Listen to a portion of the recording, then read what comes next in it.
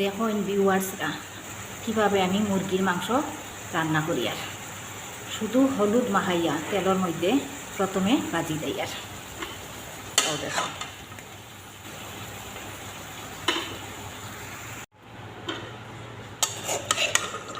দেখুন ভিউয়ার্সরা মাংস ভাজা ভাজা হয়ে গেছে। এখন আমি একটা বাটির মধ্যে তুলি দেব।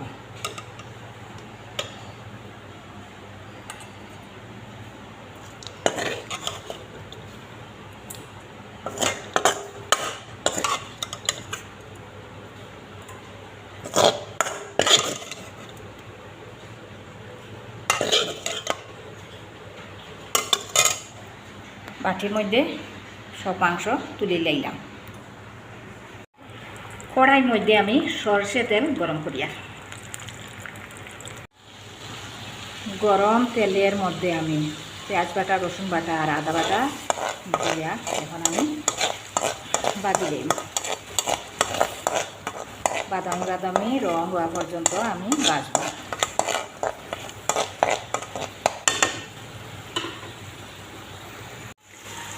মশলার মধ্যে আমি টমেটোর কুচি দিলাম।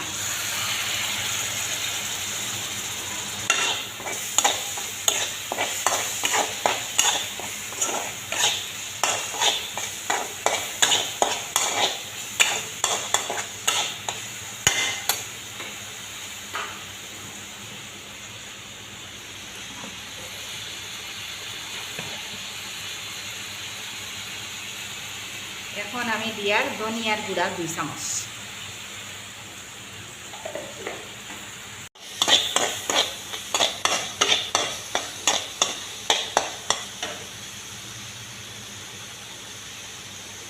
এক চামচ লাল লঙ্কার গুঁড়া দিয়া,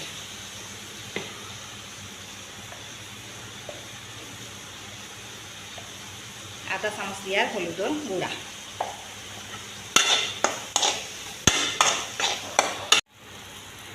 দিলাইয়ার মাংস, ভাজা মাংস দিলাইলাম।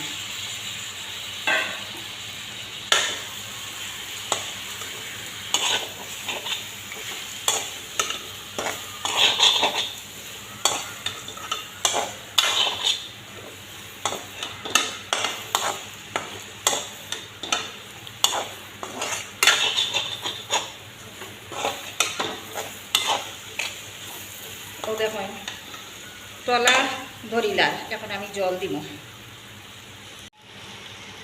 মাংস ভাজার বাটি দইয়ে আমি জল দিয়ার।